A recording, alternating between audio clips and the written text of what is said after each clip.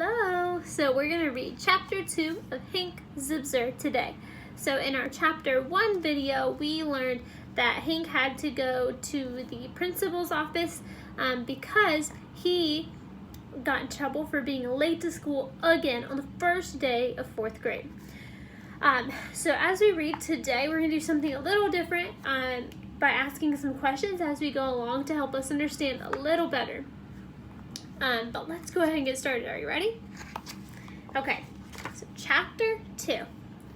I can't believe I'm saying this, but it was an actual relief to get to go back to Miss Adolph's class. For about 20 seconds anyway. As soon as I slid into my chair, the words 5 full paragraphs are required came flying out of Miss Adolph's mouth like heat-seeking missiles. I looked around. All the other kids were writing in their assignment books. I reached for my assignment book too, but it was missing in action. I thought maybe I had left it in the middle drawer of my desk at home underneath my broken watch collection, or maybe it's on the kitchen table. The topic of your essay is what I did on my summer vacation, Miss Adolph went on. As she wrote the words on the blackboard, I noticed that her skirt had a bunch of chalk marks in the butt region.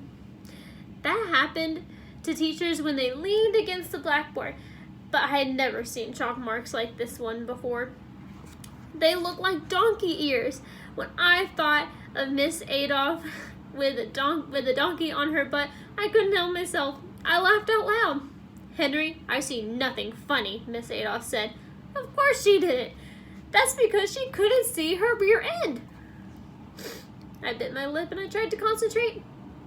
I expect you to write an opening paragraph, a concluding paragraph, and 3 supporting paragraphs, Miss Adolph was saying. I raised my hand. Exactly how long does a paragraph have to be? I asked. Everyone laughed, which was strange because I wasn't trying to be funny. Miss Adolph didn't laugh. She got little red splotches on her neck, like the kind my sister Emily gets when she gets really mad. Well, Henry, she said, saying my name as if it smelled bad. We will all learn that from you, since you'll be the first one to read your composition out loud to the class. Okay, so pause. So I want you to look at this question. I'm going to read it to you. So it says, how would it make you feel if your teacher told you that you had to read first to the whole class? So I'm going to tell you to hit pause on your video, and I'm going to have this question kind of up towards the screen so you can read it. I want you to either write this down or maybe go tell someone that's in your house what you're reading or what you're listening to and what you would do and how you would feel. Okay? All right, so here's the question. So hit pause.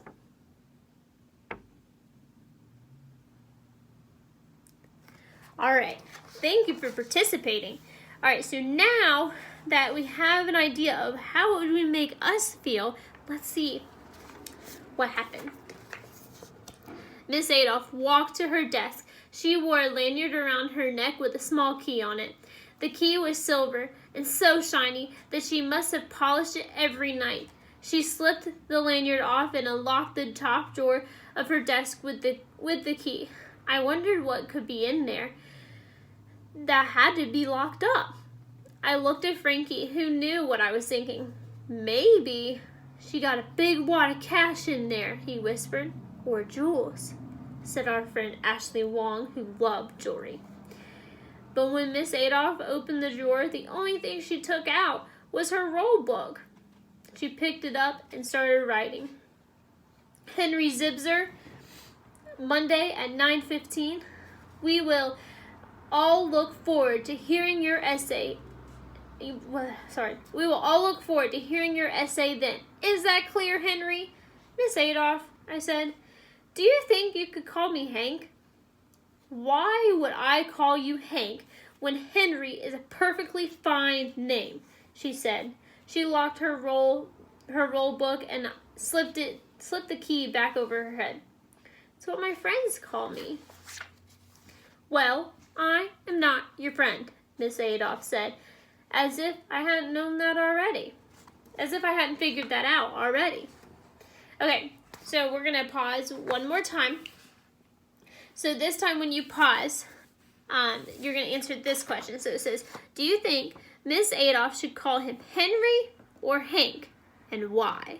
Okay, so do the same thing. Go tell someone in your house what you think, or write it down. Ready? Okay, hit pause.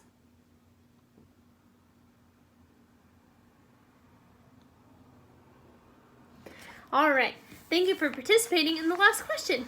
All right, let's see what happens in the rest of the chapter. She reached down and picked a tiny piece of lint off her shirt. I mean, it was so tiny, I needed a microscope to see it. She held the shred of lint in her hand and walked it carefully over to the wastebasket. When she dropped it in, I'm telling you, I saw nothing leaving her fingers. I wondered why Miss Adolph would care so much about a piece of lint. It's not like she looks that good anyway.